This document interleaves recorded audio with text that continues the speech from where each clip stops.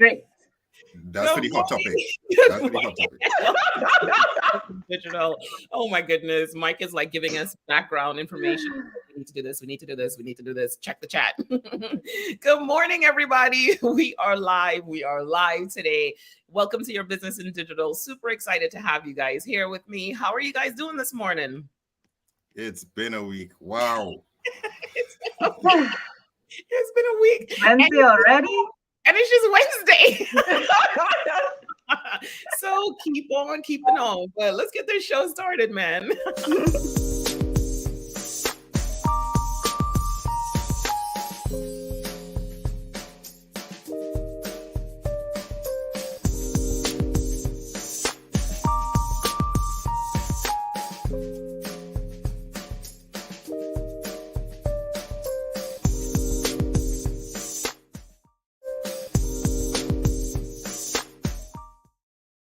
Good morning, and welcome to Your Business in Digital. Your Business in Digital is where we help you translate everything that you do offline to digital so that you can achieve your business goals. This show is focused on SMBs, small and medium businesses, and helping them to really get to the heart of digital marketing, the digital landscape, your digital infrastructure, measurement, all the things that you hear about all the time. We get it, right? Marketing your business online can be so daunting, can be so intimidating. Plus, you have a whole host of other things to do. So that's why we do this show. We do this show so that we can help you get to that next level. So I am super excited to, of course, do our recap of the last show. But you know what? We have the expert here who did the show. Who are you? I'm not doing the recap when you did the show. So I'm going to pop it up and jump into it. You were talking last week on Monday, not even last week, about how to understand your customers and define that target audience. So take the recap away, man. Go for it. We did. It is, it feels like Monday was a week ago because it's been such a week and 2 days already, hasn't it? It's just been pretty crazy. But yes, it was just 2 days ago when we spoke about target audience and buying personas and helping you to find your lanyard, your something extra with your clients and your communication with them in advance. And it all starts with really defining what that target audience and buying persona is. So what we talked about is, one, what's the difference between a target market and your buying persona, and understanding one is a broader scale of things and understanding who that client is and where, what are the bigger dynamics of age group, income level, location, or some of the things. But then we want to get into that buying persona to really have a target in front of you, a picture of what that person is and what makes them tick, what makes them say yes, by understanding what motivates them, what ways do they like to communicate, when are they coming into your world, what is their need and their pain. And then we moved into how to develop that target audience and understanding that piece, all of the questions that you will need to gather in your market research and understanding those tools that are needed to pull in that target audience to then begin developing that overarching look. We then went into examples of what that target audience is. Is it a female that is a corporate person who is in her mid 40s or 50s trying to fight aging? Or was it a man who was in his mid 30s that's trying to take care of his skin and evolve and have a specific look? We then moved on to point number 4 is what is that buying persona? How do we need to speak to that person to understand what is of their need and how to speak to their pain so that we may be able to move them through the sales cycle and that client journey a bit faster. So we defined what that persona is and creating that buying persona. In my business, we go through 50 questions for a client to understand and develop those nuances so that you understand how to speak and talk to that person. When we evolved into the next stage, we got into looking at real examples of what a buyer persona is and really put faces and names and all of the components to those personalities so that you can have your life-size cardboard version of that person in live color of what that person looks like. One of them was anti-aging Alice. She was a woman in her mid-50s, and we defined each component of that person and put a face to a name and help you to understand that this person is someone that's very little time is looking for that deals with anti-aging, that is of natural natural ingredients. So we put a face to a name for you to see those things. And then we talked about who are your best customers currently. Are you dealing with the ideal client for your business, and how to navigate through those components to ensure that you're not only being efficient, but you're ensuring that the business goes through in a timely fashion, and that everything is attached to how to get to that bottom line number. So Monday was action-packed. We had a lot that was going on with it, but I think in totality, it helped us to really put a face and a name and all of the moving parts to help us to find the lanyard and to move that business forward for us. Monday was great. I loved seeing the personas just kind of outlined, because I think sometimes it's such a, it's kind of like, what does it really look like, right? Is it fictional? Is it not? But, getting to the target audience and then getting to the personas was really, really helpful. And I think, and if you didn't watch the show on Monday, you should definitely check it out. And every small business can absolutely learn about this and learn what they should understand, especially if they're going to work with an agency, right? How are you helping to define those personas for you? Because this is not work that the agency can do on their own. This is something that is actually important for you, the business owner, to be a strong part of that conversation, because you don't want anyone redefining your target audience or your personas without you, right? They can do the other parts once you get that defined, but these are the things we want you to think about. Right. Where do I fit in with my agency, and where do I work with them? So this target audience persona is going to be one of those key parts.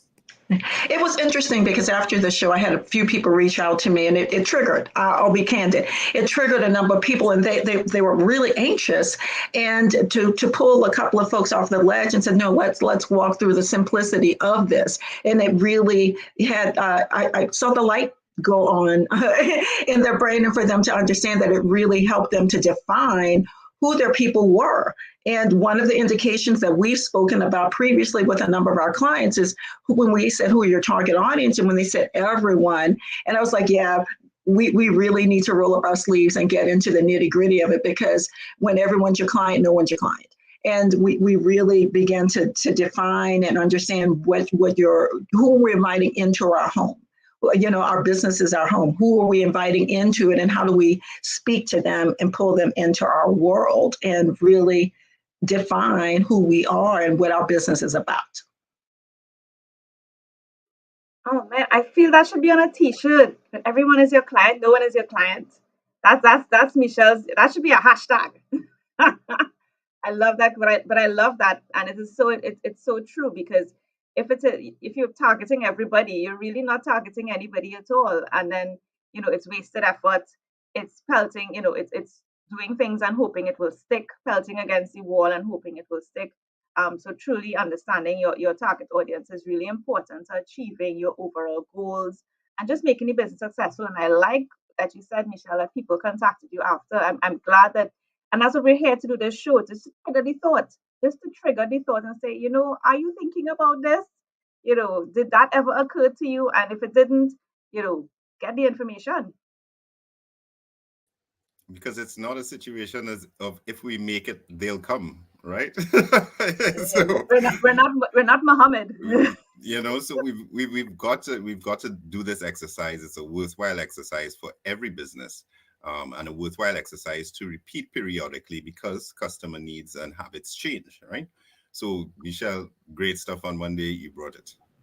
Yeah, really great stuff. And you know what? I'm just going to add one more thing. I think that most businesses are target audience adjacent, right? They kind of know who they are. They're getting sales. They're moving it through, but they haven't really honed in and really said, hey, I get who it kind of is, but who's the ideal customer? So I think they kind of play in that space of we're target audience adjacent. And if you really nail this information down, you have a formula where you're like, this is the person. You meet them and this is the person for me, right? You see them, they fill out your form. You're like, this is the person for me. So we want to move you from being target audience adjacent to really honing in and finding those right people all the time. And as we say, how do you get rid of those people or invite them out? Invite them out. Invite them out. And it's a commitment. What I find is that people don't want to commit. They're afraid of that commitment and really throwing down and betting on them. And this is who I am. This is what my company is about. Here are the people I want in my business. And everyone is not for you. Everyone is not for you. Everybody's not your people. And the sooner you embrace that, the sooner you become clarity is there, intention becomes apparent, and then you move efficiently for you and everyone in your business. You stop wasting time and money. I think niching down feels uncomfortable because it's like, am I thinking less? Right? So there's this thing of niching down to that real target audience. Is it less people?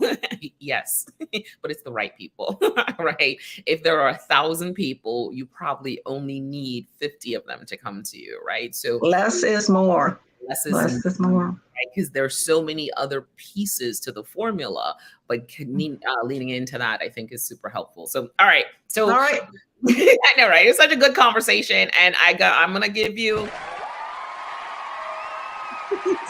All right. So this morning, I cannot forget because I have messages in the chat. I wonder who dropped that there. Cannot forget to tell you to subscribe. Connect with us on YouTube, connect with us on LinkedIn, connect with us everywhere podcasts are found. I was watching CNN the other day and they said that, and I was just like, oh, just where podcasts are found. I don't have to go through and list all of them. Awesome. So I'm like, I'm going to steal that. So connect with us everywhere podcasts are found. And I'm still going to say it's Spotify, Amazon, Apple, and Google, because that's where we are. So if you're in any of those places, definitely check us out. Tell small businesses, tell medium businesses, tell all the SMBs about this, right? Tell the CFO about it, tell the sales team about it, tell the CMO about it, tell the CEO about it, tell the teams about it so that they can come, they can listen, because this is beneficial for SMBs. This is who we're talking to, right? We want to help you take your digital marketing to the next level. We want to help you work better with agencies. We want to help you work better with us, probably. So definitely subscribe. The other thing is we want you to take the quiz, right? Test the effectiveness, assess the effectiveness of your current online presence. Are you actually targeting the right people? Are you moving those people through your funnel? Have you crafted the right customer journey for them?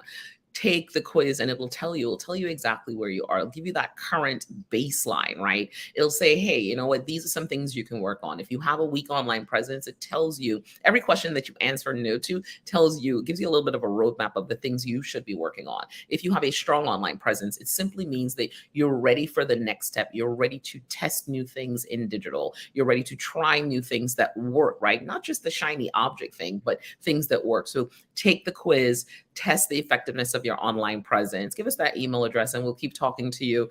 And we'll be here not all the time, but we'll be here talking to you about your business in digital, because we understand how daunting it is and how it is to, again, run your business on a day-to-day. I'm sure you have full teams running your business, but then thinking about the digital marketing, getting to those personas, getting to all the things that help you to get to that money in the bank and achieve your business goals. All right. I did the homework, Michael. It's so good. It's so good. Even I'm looking for the sound effects to give you some applause. It's getting better, right? So Dana's like, at that point, they are 100% afraid of committing. It's hard sometimes. It's hard to say, give me less of the right people. And I don't know that they think about it like that, right? So that's why we're here. So good morning, Dana. Thanks for joining us. All right. So we're moving on to our hot topics conversation. There you go. I finally got that right. So I'm freestyling a little bit this morning, guys, because, I have on my Bob Marley t-shirt. So I always freestyle when I have on my Bob Marley t-shirt because I'm in chill mode. Whatever that means to you guys. All right. So this morning, what are we talking about this morning? So I'm going to do a quick screen share. This morning, we're talking about LinkedIn. We've been spending a lot of time on LinkedIn, and LinkedIn actually, on social media today, there is a cool post about LinkedIn best practices, right? So let's jump in. Can you guys see my screen? Yes. Thumbs up. Perfect. So this infographic here, and let me kind of read some things for you. So for those of you listening on the podcast, if you're looking for ways to boost your LinkedIn reach and maximize your performance on the app, this is probably the way to get it done. So this actually came from who wrote this? Okay, so and I really want to make sure and tag this guy, because he actually tagged somebody on a LinkedIn post, was like, is this my research? Did you do more? Or is this just my research? So Richard Van der Bloom last year created a creativity and innovation.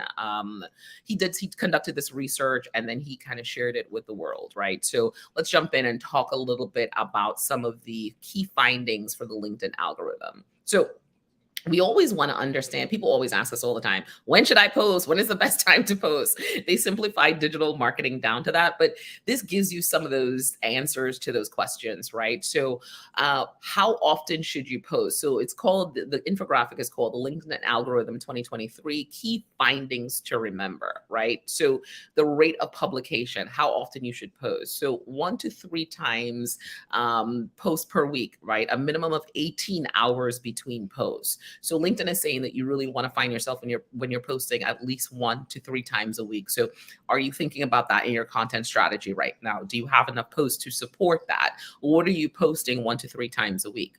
The best moment to post. So this one here is interesting. Talks about Mondays between 9:30 and right afternoon, Tuesdays earlier in the morning, Wednesdays kind of mid-morning, Thursdays early in the morning, Fridays, which is surprising to me, Fridays in the afternoon, Saturdays after 10, right? Because we wake up late on a Saturday, and Sundays later on in the evening, or later on in the afternoon to the evening, which actually makes sense because we're starting to get prepared for work, right? So we're starting to wrap our minds again around what is happening in the office. Should I go in? What's happening? Let me check LinkedIn. So the reach per format. So the thing that is performing the best is probably PDF downloadables, which is really interesting, right? Because we probably post a lot of pictures on LinkedIn, or maybe a lot of videos on LinkedIn. So they're really seeing traction with PDF documentation. So that means that if you are an industry expert, or if you have some expertise, you want to take that, put it into a PDF document, set it up, and then get people to download it. Get your target audience, making sure that you're connecting with the right people on LinkedIn as well too. The next thing is carousel posts. So just like on Instagram, I know everyone knows the Instagram carousel post. That's something that you can do on LinkedIn as well. So if you're not doing it, you definitely want to lean into trying those carousel posts, because it's a great way to capture 7 points. It's a great way to kind of give the high level information about each point, and maybe give someone a quick process, something that they can test out, a quick DIY, try this, here's an example, something along those lines. Text and pictures. So you want to make sure that you're really incorporating images, and you want to make sure that you're incorporating some text to go along with that image. Video is next, then surveys. Then they're looking at posting to external links. When you post to external links, people, it kind of slows down a little bit, right? The newsletter is, it's good, but I think it's not, as good as the PDF document, which is definitely number 1. And then the article, it's something that you can do, but what we're seeing is that you want to focus in on PDF documents, carousels, and text and pictures and videos next, right? That's where you want to be. A number of hashtags. Now, LinkedIn is not go crazy hashtag. You cannot go crazy with hashtags on LinkedIn. You want to have between 2 to 6 hashtags, right? This is what it's saying to you. You want to have about 2 to 6 of them. So you do not want to be no more than 6. So you don't want to OD on hashtags by any means on LinkedIn. Find the right hashtags. Make sure they are when you search a hashtag, make sure that it's a conversation that you want to be a part of, right? Because that's what's important. If people are searching through hashtags, they're looking for a conversation that is relevant to that hashtag. So don't just throw in a hashtag like, boss chick over here. You don't want to do that. You want to make sure that you're using what's relevant to your audience, and you want to search those hashtags ahead of time, right? The next thing you want to look at is the weight of engagement. And I kind of really love this part.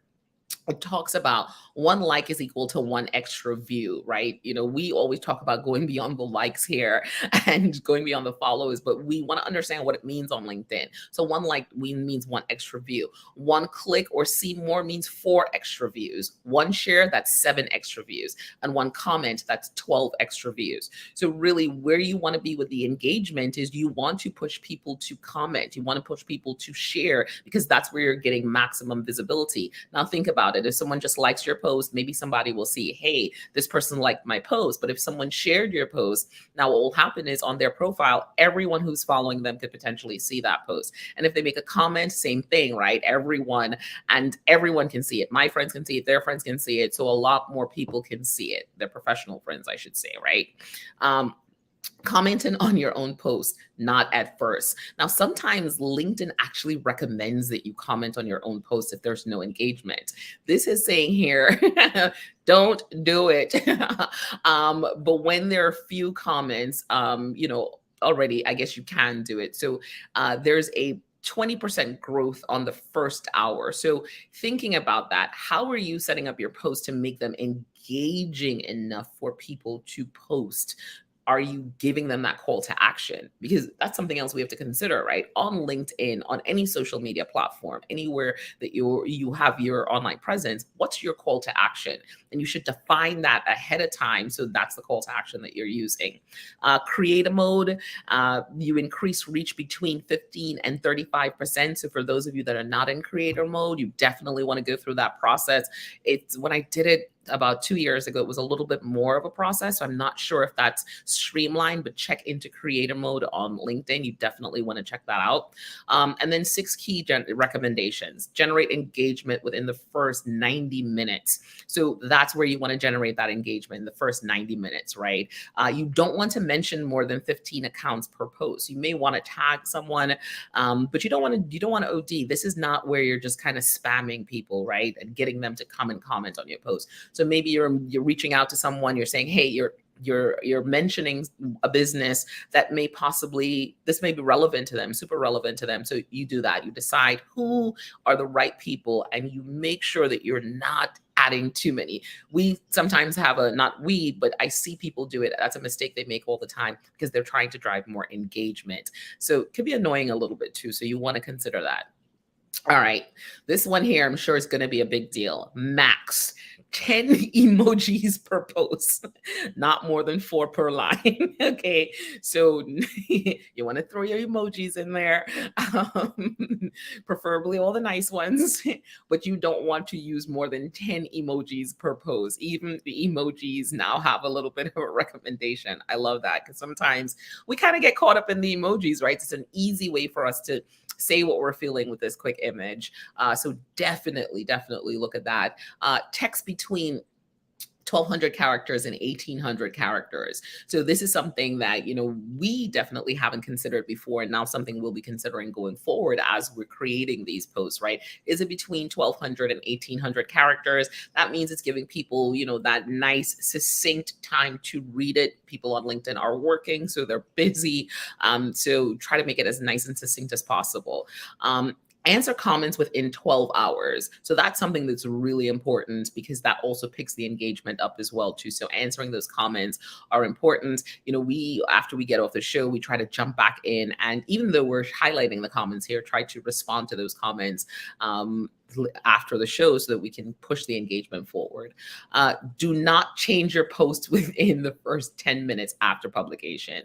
Now, if there is a huge error in there, I recommend that you change it, but for best practices sake, you don't want to do that. You want to make sure that you've, edited, paid attention to everything. So don't change it in the first 10 minutes, right? And then the next thing you want to consider is the impact of SSI. So when I saw this, I was just like, the impact of Social Security? So it's actually social selling index. So this is a number that I didn't even understand this before seeing this, that there's a number that you can actually go find on LinkedIn, understand what your social selling index is, and really try to move that needle forward. So we will definitely put a link to this in the video later on, to the social selling index, so you can check that out. But I think this was so important for us to understand, especially if we're spending time posting on LinkedIn. This is exactly where you want to, this is where you want to be. Again, this is from Richard van der Bloom. I think I said his name right. And then I'm just going to quickly show you one last thing. And then we'll jump in and talk about that a little bit, guys. So this is the post. This actually pushes you over. That article actually pushes you over to this post where someone just jumps in and breaks it down just a little bit. We have other people that are live.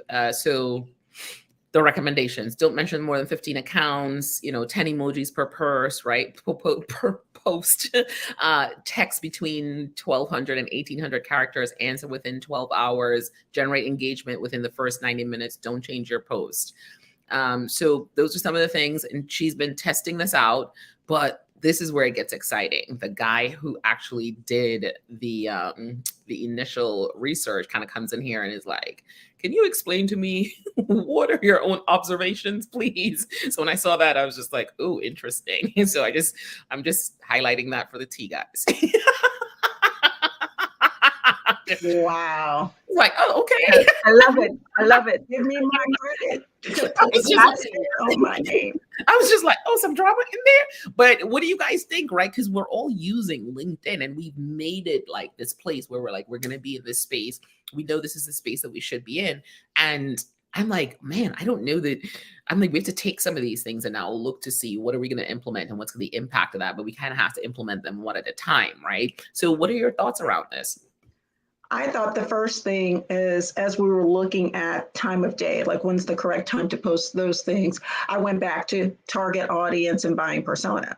It's if you components of that were embedded all over that psychographic, the graphic that you put up, and time of day, when do we engage? What is that personality of the person that you're dealing with? And is LinkedIn your space? Let's even just start there. Is LinkedIn your space for your business? And if it is, it read right into the buying personas of it. But you're right, are we efficiently using our time? And do we know the space that we're going into, and how does it vary from the other spaces? But that was really interesting. It was like a roadmap to efficiency and views. I thought it was phenomenal. But yeah, we have a little homework to do on a couple of things. Yeah. But the downloads, you're right. Think of our own best practices when we're doing something on a personal level. We're clicking and we're trying to understand something. And I do that in a heartbeat. I am willing to give my information, my email address, one of them, for that type of information to maintain that engagement and to have a leave behind so that I have a reference place for something. So that part resonates to me. And then the whole link out thing, like we talked about this in something else, is the more you force someone to click through things, the less engaged they will be.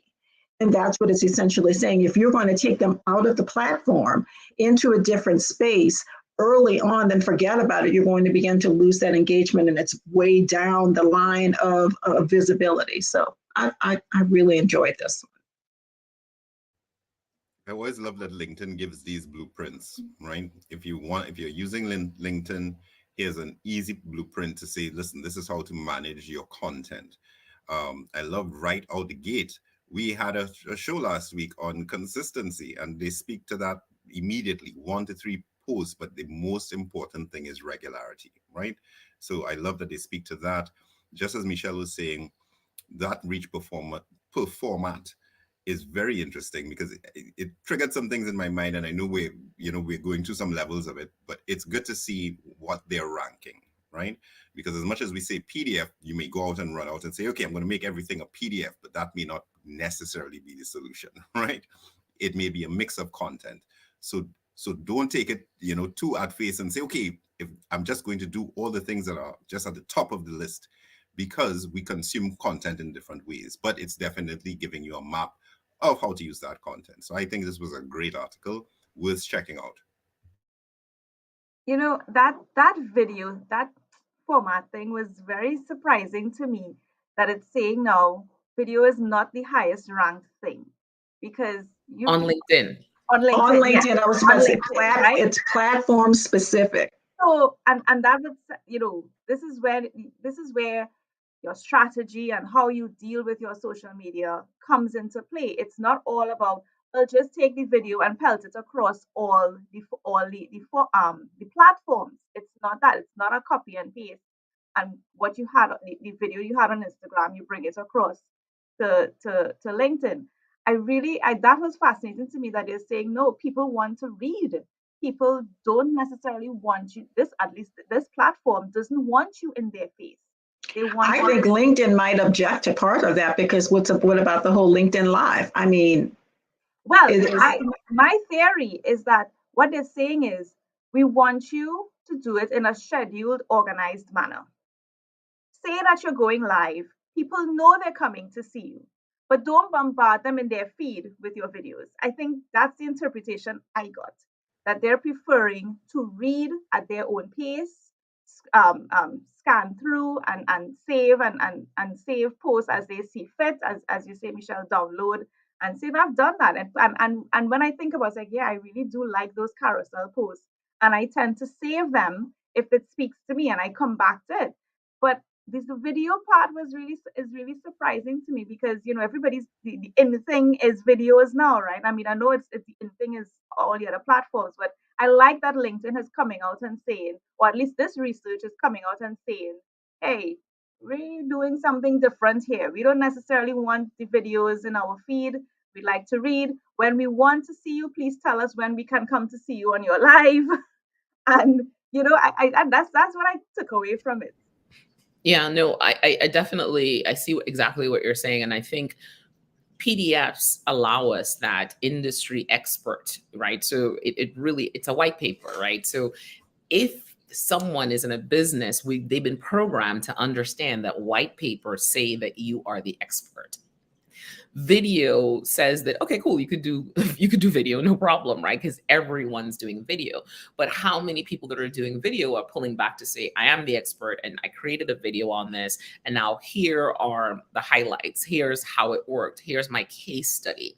So it's really this thing of the case study, or the white paper helps to reinforce your expertise and then supports the video. Because if I read the white paper, I may come back and then start looking at your show more regularly to be like, these people are the right people. So I think there's some there's some nuance there. The carousel post, funny enough, that's the one thing from Instagram that actually made sense to me, that that transferred really well, right? Because you get to see the thing at all in one shot, and you get to kind of scroll through, and it's that bite-sized bits of information, but just enough for you to be educated.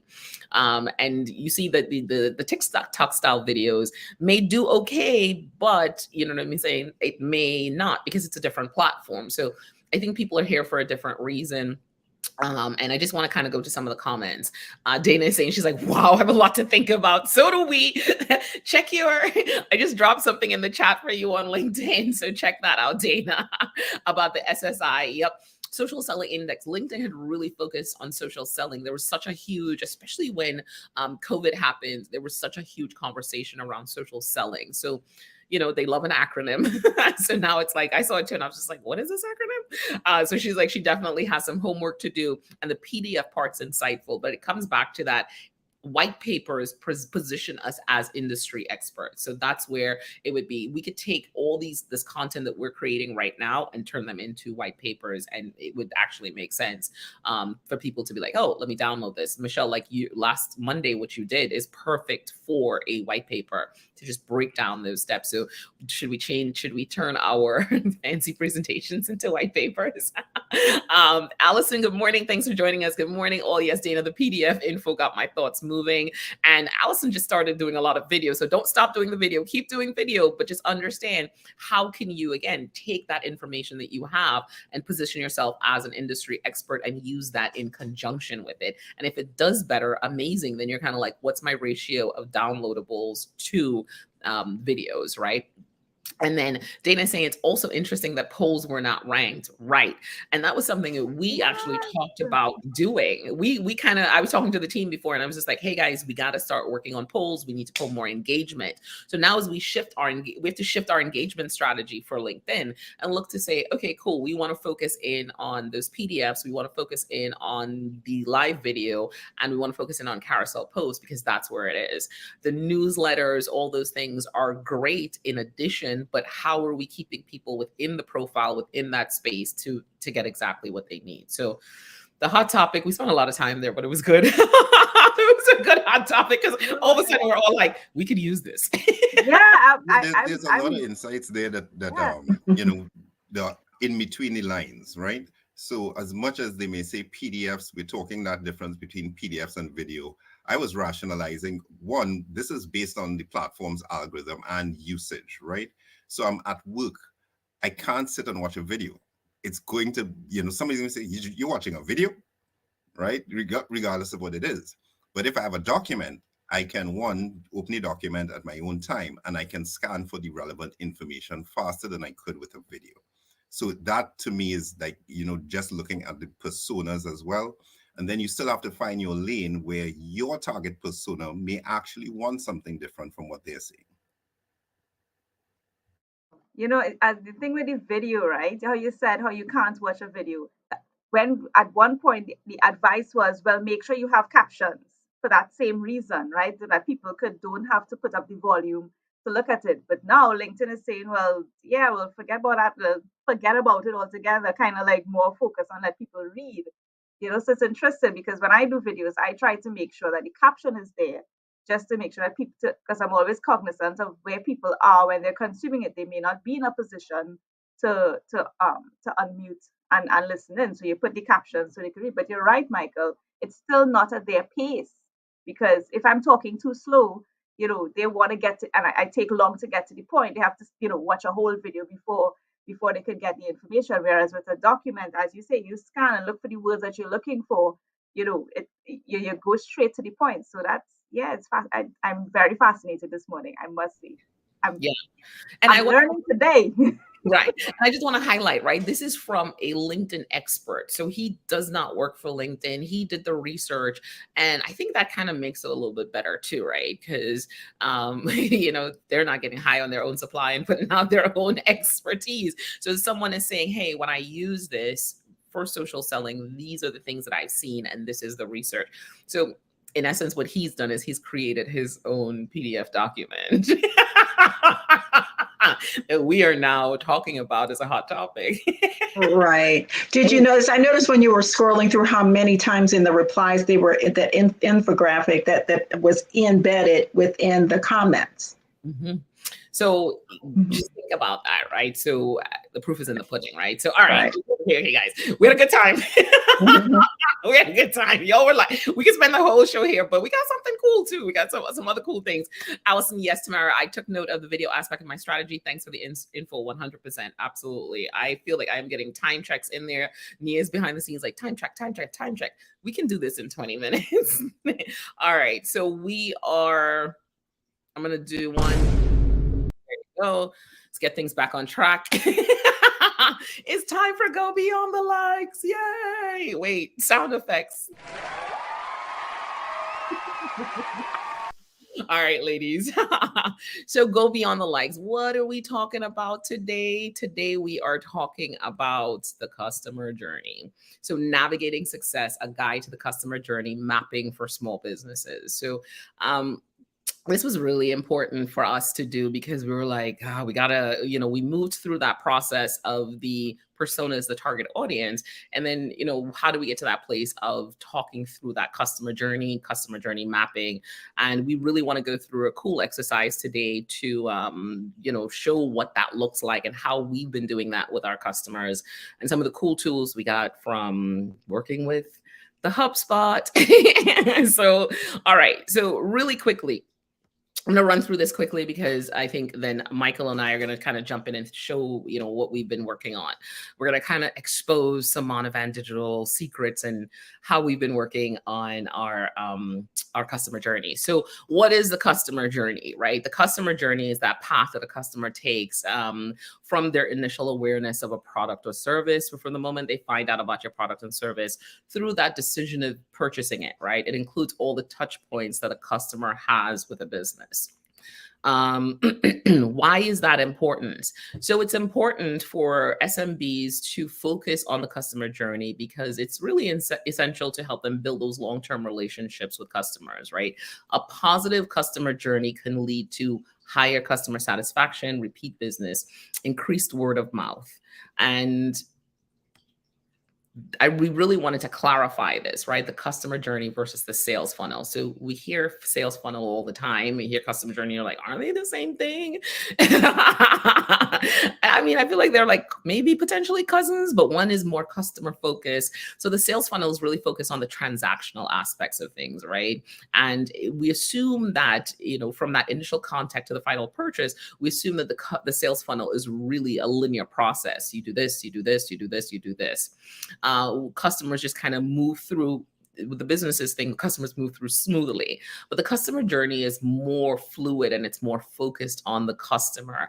And it really takes into consideration that customers are moving back and forth between stages. And we've talked about this before, right? They may go back to that they may go back to an email, they may go back to something in the middle, right? They may go back to that initial decision-making point and say, hey, where am I? And then they may step back down. And so they may move through that process a few times, and the customer journey really allows for that. So those are some of the key things we wanted to focus in on. And I'm going to kick it over to Michael to talk a little bit about what we're going to pull up on the screen next as I start sharing my screen. So Mike, talk through where we're going with our customer journey mapping. All right. So where we're going, we're building off of Monday and talking about target audience and personas. So we're going to look at all the stages in which your customer is and what do we present, what are they doing, what are they thinking, how are they feeling? And then finally, the final stage is what do we do to move them along in their journey? So we're going to look at awareness, consideration, and decision stages, but we're going to take most of it from the customer's perspective, right? So on screen now, we're looking at a buyer's journey and that awareness stage. So that first column we're looking at is awareness stage. And the questions we're considering, what is the customer thinking or feeling? And because of that, what is the customer's action? What do they take? So in other words, for example, I have a problem in accounting, right? I think I am feeling nervous about it. I don't know if I'm going to have penalties. What is my action? My action is to look for accounting services, right? So I'm looking for my virtual CFO. Then what or when is the buyer, what or where is the buyer researching? So I'm going to jump on Google. I am going to jump on YouTube. I'm going to look on LinkedIn, like we just talked about. So it's always looking at that persona to say, okay, what is that customer or potential customer thinking? And the last row is how will we move the buyer along their journey to the next stage, ultimately until conversion. So that's what we're talking about today. That's what we're looking at. Awesome. Thank you for that. And You're welcome. Thank you for setting the stage. And so this week we're working through our customer journey because I think we've talked about it here before. We're partners with HubSpot, and this customer journey mapping tool actually comes from HubSpot. So we've been going through our process and refining our customer journey, and we were like, let's jump into the tool. But then we're also like, let's show the world. This could be good. This could be good for other businesses to see, right? And also, this is something that we are doing with our clients as well. So as you're considering an agency and you're having these conversations, are they taking you through these steps? So as Michael said, as Monovan Digital, we wanted to really understand where our customers were. So from the customers that we've had in the past, where we understand who our ideal client is, we understand the personas, we understand the target audience. So we've spent time really refining that and looking at our ideal customer to say, these are the people that we're going to go after, right? Or we're going to approach for business. So understanding what are they thinking in the awareness stage. Most people that come to us are overwhelmed by digital. They're not achieving their business goals through digital. Most of them are spending time in social media, getting to the likes and follows, but not necessarily converting people. Some of them don't understand the fundamentals of digital marketing because there's so many KPIs, there's so many metrics. So it gets a little bit daunting, right? Some of them are pulling together cobbled solutions. So they're using a tool over here. They're not using it to 100%. They're using another tool over here. None of them are connected. And it's hard to pull all the data points together. So we know that they're feeling that pressure. They're thinking about, how do I improve ROI, right? Because I got to go back to my CFO and ask for more money for this marketing. But how do I improve that ROI so I can really take this back to the CFO? I can take it back to the CEO and say, hey, this is actually working. Here's what we've seen, and here's how we've increased ROI. Because those are the conversations as a digital marketer that you want to have. And the other thing that we notice is that some of the teams, especially in small and medium businesses, they don't have the digital marketing expertise. That's not a bad thing. They're experts in their industry. They're experts at what they're doing. So they're not going to have digital marketing expertise. We have digital marketing expertise because that's our industry and that's what we do.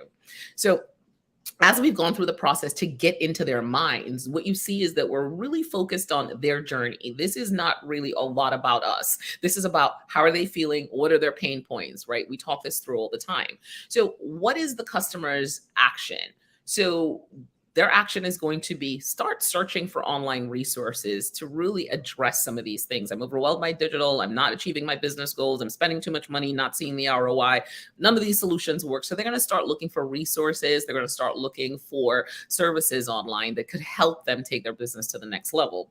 So what or where is the buyer researching? So we kind of narrowed it down and we figured, hey, our buyers that we're looking for right now are researching on YouTube and Google in this instance, right? This is phase one for us. Could they be searching in other places? Absolutely, 100%. They could be searching on LinkedIn as well. But as we go through phase one of this implementation, this journey, we're focused on YouTube and Google. And understanding how are we going to move our buyer through his journey with us in mind. So we're going to move our buyer through his journey with our quiz and possibly a consultation call, and also creating these YouTube videos. Your business in digital is going to be another area that we get people to that awareness stage. That's how we're going to move that buyer through. So if they search on Google for a keyword, digital marketing solutions, for instance, what will happen is we're going to position our videos to show up. We're going to use Google Ads. So our videos will show up, and then they'll come in, see a video, we'll ask them to take the quiz, and then we'll also ask them for a consultation call, right? What do you want to talk about? What's important to you in that business? And that's how we move through the awareness stage. So that's step number one. So I'm going to come back to the team because I know we still have 3 more steps to go through. But what are your thoughts, guys? This makes my heart sing. This is actually 2 full sessions with my clients once we get past target audience, and to delve into this. And sometimes it starts with therapy and ends with therapy, because it is, this is when it makes you, let's go back to intention. You're being intentional and understanding and tunnel vision on what your business is about. And that's what this exercise forces you to think through every step of things. It just doesn't happen. There is thought behind everything that you're doing, and that's what you're showing here. Think about it, understand where your clients are, and then what you need to do to be in that space and to engage and bring them along that sales cycle, their customer, the client journey to and through the sale is where you're going, the continuum of things. I love this. I'm geeking out because this is good stuff. I'm here taking notes. I know I can't look down and write, but I wish I could. You would see me just writing everything. I'm taking notes. I'm going to come back and play this back at minute 45. Awesome. We'll send you the presentation. As well. But I'm taking notes and stuff. But my mind is also going to. I'm loving how when you do this, I am seeing so very clearly how things like procedures and policies and processes come after that. Remember, my space as being a corporate person, we're all about policies and procedures and how you get things done. But I'm seeing very clearly, well, if we know what this journey is, I am already seeing the sub processes that come out of it and how you could map that out internally now. What are the internal processes that need to happen for this journey? And I love it. Right. And I love what you said early when you brought, I think, Michael, the example of someone has a billing issue, or they want to come through, where are you going to take them? And then you have to still bring them back to center. How do you engage them to resolve what they're looking for? And what you said, it's not linear, it's fluid. They want an FAQ. How do you answer their question, get them to know, like, and trust, and then get them back on track to where you want them to be? And this allows you in the customer journey to be intentional and to be the GPS for them, to bring them back on track at all times. That's what this is. It's divine. I love this part of when I'm working with my clients. It's fabulous. Awesome. And so it also gets to the heart of, we're thinking customers first. So we're not Monovaning first. We know what we do, right? We create a show, we do these things. We're customer first, right? We're like, this is their pain point. So they're at the top of our minds. We always talk about we being at the top of their mind. So are they at the top of your mind when you're building your customer journey, or are you really building a sales funnel, right? It's not about you. And that's what you're showing. This is not about you. It's about your client. Yeah. Exactly. So, all right. So we're going to geek out some more. So I'm going to kick it over to Mike to talk through the consideration phase. All right. So let's keep rocking. The consideration phase. What is the customer thinking or feeling at this point? For us, it's, can my business afford services? How long? Very important question. How long before I see a result? Or does this really work? And what am I getting for the money? And who's doing the work? So their action, given that this is what they're thinking and feeling, is to request more info, maybe by email, request more info by a call or meeting, or look for customer reviews. It may be all three. Then what or where is the buyer researching? Now they are in our world. So they're looking at our content, they're looking at our website, our landing pages, our videos, this show, for example, right? They're looking at our FAQs. And then how do we move them along? So we want to get them from consideration stage at least into the decision stage. So how do we move them along? We're looking at a monthly digital fireside chat or a 15-minute discovery or nurture call. So again, we are looking at this from that customer perspective where they found us, right? And they're now considering.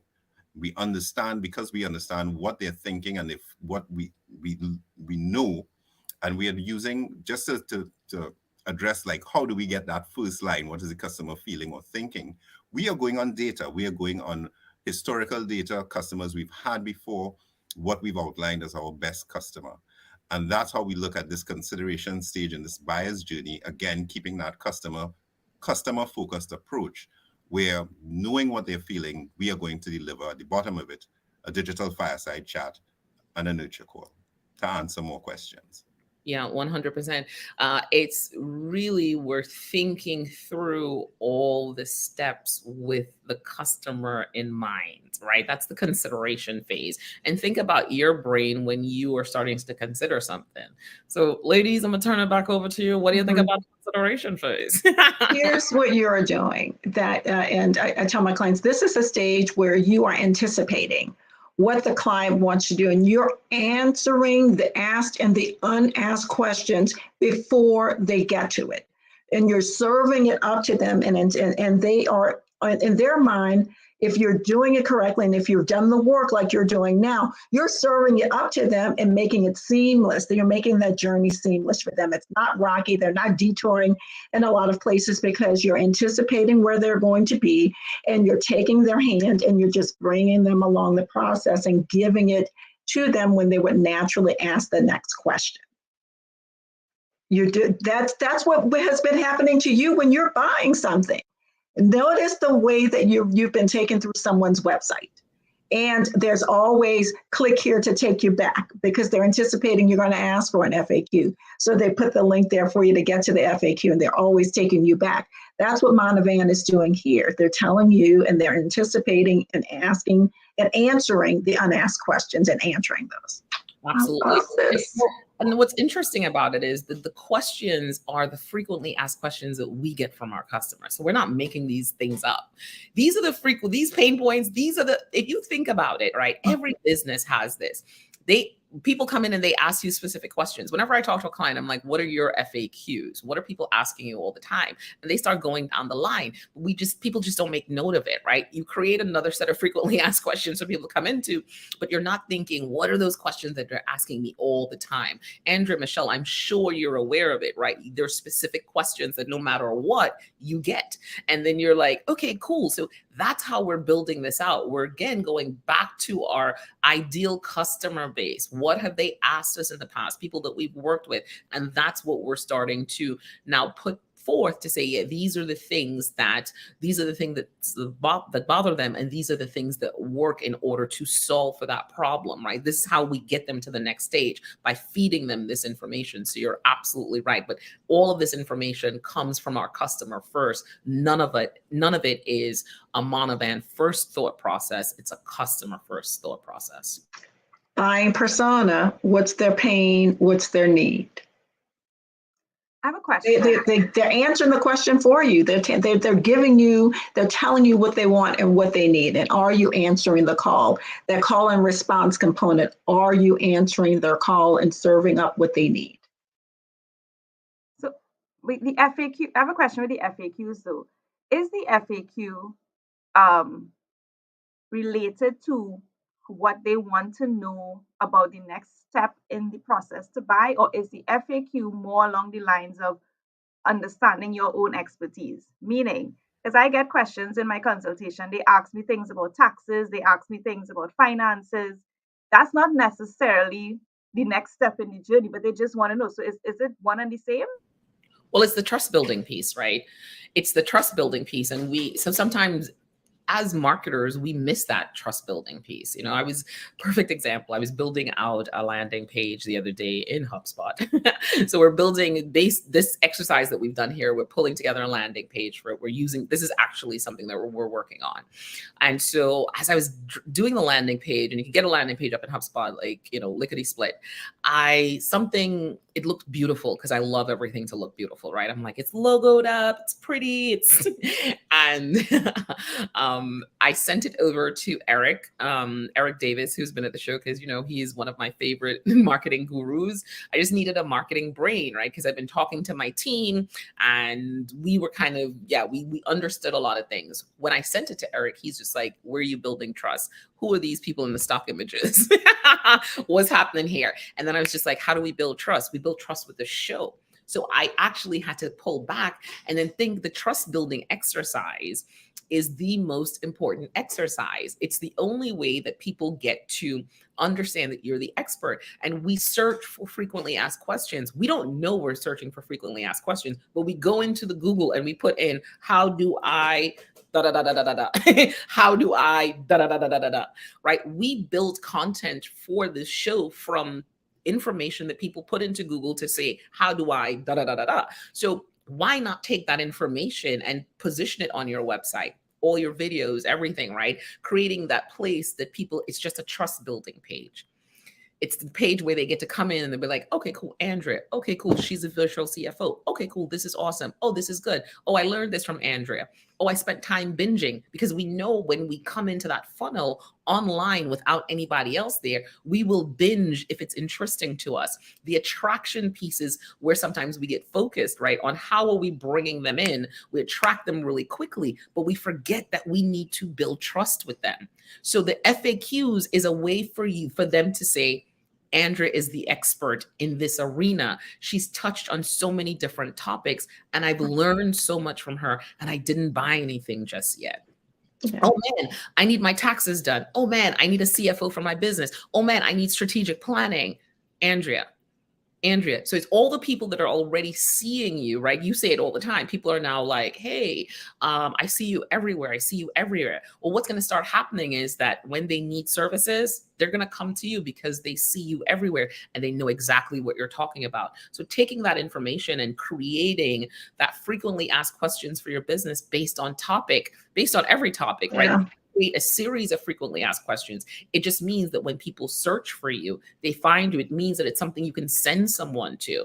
How many times I send people to these videos all the time. I send people to these videos all the time. They ask a question. I'm like, check this video out. I'm like, oh, we created this information for this. So that's where the frequently asked questions come into play. Does that make sense? And Andrea, there's components that fit on both sides of it. Think of when you are buying something and you're engaging in something, and in the content that's placed in there for that descriptor, it doesn't answer every question someone has. So you have to direct them to that place. For instance, is that shirt true to size? What's the length of that shirt? Is it to the elbow or is it to the wrist? Those are some of the FAQs to get them to continue that buying transaction. The things that you're speaking of, as Tamara said, are the know, like, trust factors that have nothing to do with buying that specific service or product, that you need to then step back and consider, where did I misstep in understanding the customer journey and their knowledge level in my business and what I'm trying to accomplish. And in those respects, then you need to go back and look at it and move them accordingly to that place to get their knowledge level to the place that it needs to be. And then take their hand and direct them back to the place you want them to go to finish that transaction and move along in that process. So know, like, trust. And remember, we've spoken about what are the 10 stages of the selling cycle and where are they in their knowledge level and then their buying. And that's where those FAQs come into place to keep them on track. As you go to the last slide, based on Andrea's question, I think it's worthwhile, if you're using this template, to add another row at the bottom. So after you've answered what step are you going to take to move the buyer along in their journey, you can say one more line to say, now that you've given them these things, how are they thinking and feeling now? And have that as just the last row to answer that question. So if I'm putting a quiz, it means how am I directly addressing the pain point or the thought or feeling that I put at the top? It's almost like a flow chart of things, like, correct, what's the next place where they would naturally go, what anticipate the next question or the next action, and take them to that place. That's what this customer journey is helping you to map out. 100%. So quickly, we'll run through the decision stage, right? So again, we're at that decision stage and we're like, what is the customer thinking or feeling? So at this point, they're like, what are the costs? Right? I know that I can afford it. They talked about that. We talked about that earlier on, but they're like, what is really my true cost? When does this contract start and end? Is this the best course of action for my business? And possibly, we want to be real here. They're possibly torn between a competition, a service offering for somebody else that they may have been going down their funnel as well too, their customer journey. So we're not saying we're the only ones that they're talking to, right? Sometimes they're vetting more than one person. So at that decision stage, there could be another business in there. And how do we account for that, right? So we want to keep that top of mind. We want to be aware of that. So what is the customer's action? At that point, it's request for clarification. They want more information. They want an evaluation of competitive services, right? They want to know, hey, how do these two things compare? How does this compare over this? So, and they also want to get feedback from internal stakeholders. At this point, they should be coming to their CFO to say, hey, I'm thinking about spending this much money. Here's the ROI on it. Here's what we will get from it. So they need that information to support that conversation. So those are the things that you want to start getting in their hands as well too, right? Where are they researching? So they're still in our space. They're still looking at our newsletter. They're on our website, but they're also on that other competitor's website as well. They're still in that space with them. So how do we, make sure that our content is the right content, that we are putting the right things in front of them? How will we move the buyer along this journey? Reassurances. We want to reassure them that we, at this point, Monovan Digital is going to do the heavy lifting. We want to convince them that we understand their business. When it gets down to that proposal stage, that's what I'm saying to clients. We understand who you are. We'll do the heavy lifting for you. We are removing all the fears. We are constantly reassuring them that they're in the right space. It's time to do this. Let's take the plunge together, and we will be your partner. We're not going to leave you. And then we set a plan in place for them to really understand that. And then we move them to the point of a proposal, where what we believe is that once we put out a proposal, we probably see at least 75% of the time, once we get to that stage, 75% of the time, they're coming back to say, we're ready for this. If they're not ready, they're not ready at that moment, but we can come back to them. So we need a follow-up plan to come back to those people who've gotten to that stage, or it's possible that they may have gone with the competition, somebody else, which is fine, which also means maybe they weren't right for us and we weren't right for them. We're fine with that. But that's us really developing a customer journey map that is exactly what we see in our business. We've just taken it, we've outlined it, and now we're creating the marketing assets for that. We're creating the content to support that. We understand our tone of voice when we're reassuring people. What does that feel like?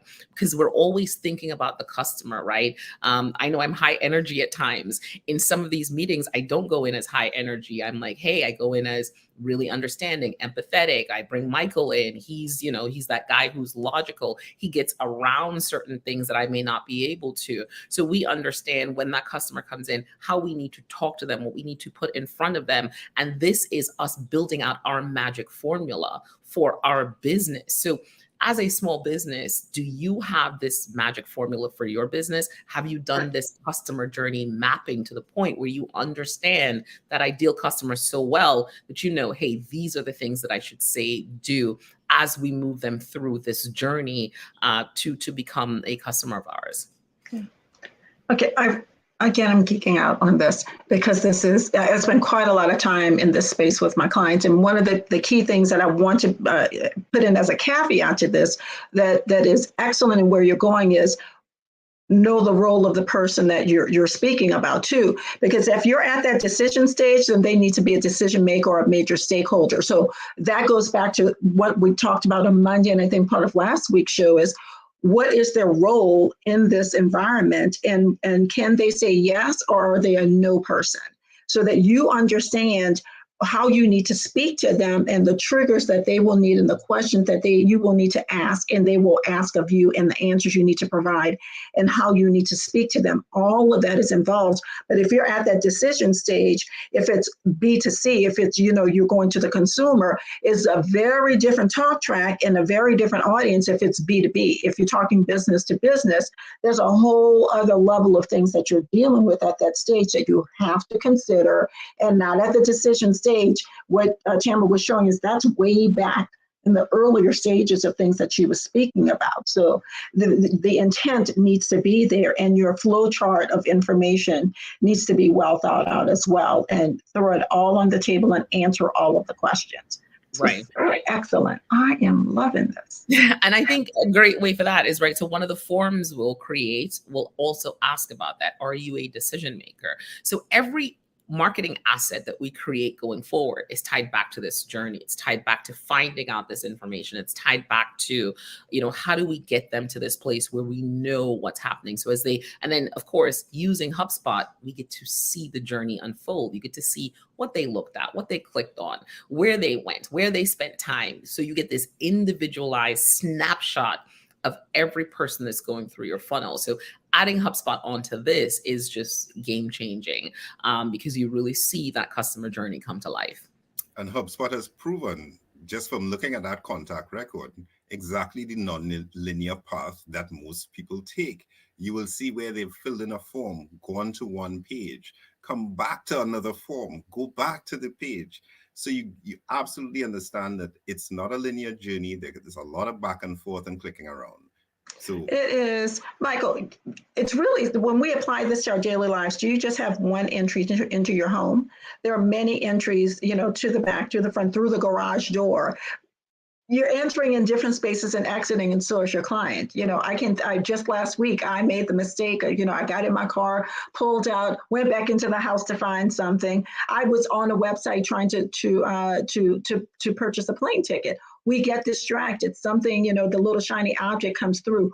In your customer journey, you have to accommodate that and understand how to grab their hand and bring them back to center and put them back on track. And that's what this is all about. It's understanding the ways things can get off track and move around in their journey and move them back to the place and move them to the place that you want them to go to in the long run. I love this. This is Andrea, you just have a look on your face that you've just been in school this morning. You've just finished your Wednesday morning class. Yeah, I am in class, and I'm like, my mind is racing of all the things that I have not done, and that customer journey. I think I had it in my mind, but I never actually thought about it in this formal, structured way. So, and I think that might be true for a lot of business owners. We know these things, sometimes we have an idea, but we don't have the tool, which is this template, to kind of help you guide your thoughts to a structured way, so that you bring it together, and it gives you something to implement. Right. And I'm like, yeah, because how do I get all of this out of my head? Yeah. Call me, Andrew. Call me, girl. I got you. So I think doing this with an expert is helpful as well too, because you're absolutely right. The thoughts in your head are sometimes so much. And so when Michael and I are working together to get to this place, we're bouncing off of each other and we're thinking, okay, what have we seen? And we're removing some of the noise. So working with an expert like Michelle, like us, to get you to that place of the customer journey, I think is really important, because it helps you to clear away some of the noise. But you're right, that stuff is already there. And you're like, man, if I put it down, then... But we focus so much on the sales funnel that we miss the customer journey. And, I must say this to every small business out there, every medium-sized business, every SMB, the customer must be the heart of your marketing, right? It must be customer focused. You play a role in there. Of course, you have your product and service, but it has to be all about them, especially when they get to that point of moving through that customer journey, right? When you attract them, you're telling them what you can do for them. And they come in. But once they come in through that customer journey, all they care about is themselves and how can this help me? They're not interested in your shiny objects, but what they're interested in is this going to be helpful to me? So it's very, very customer focused. And that's the difference between that customer journey and that sales funnel. I love it.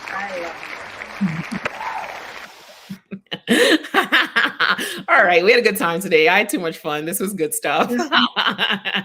This was good stuff. So, all right. What else? What do we do? What do we do here? All right. So, guys, here's what we want you to do.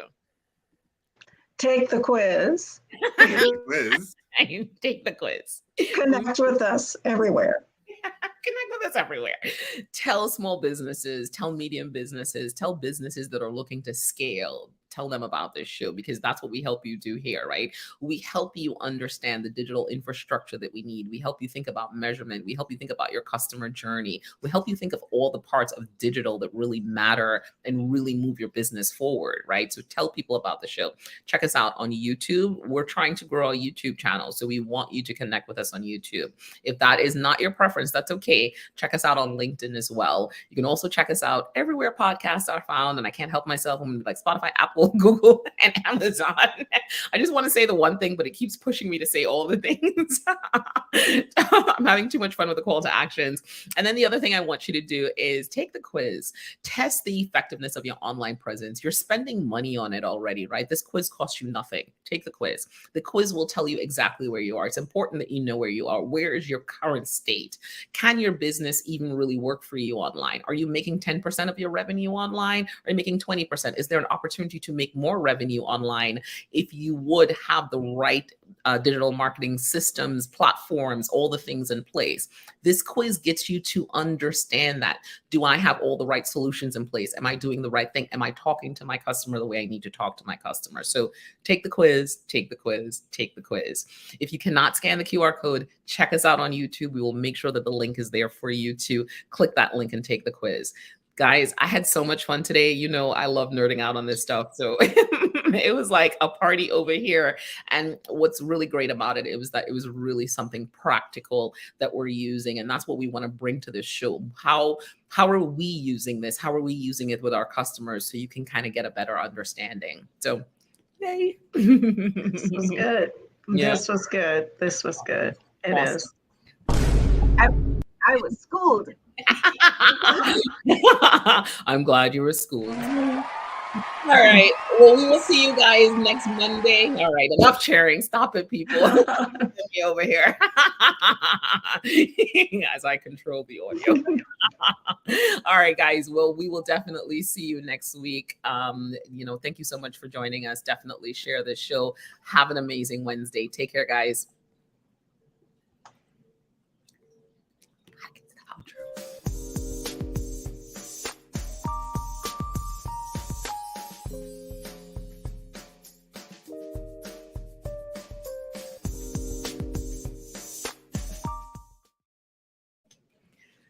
Take care. Bye.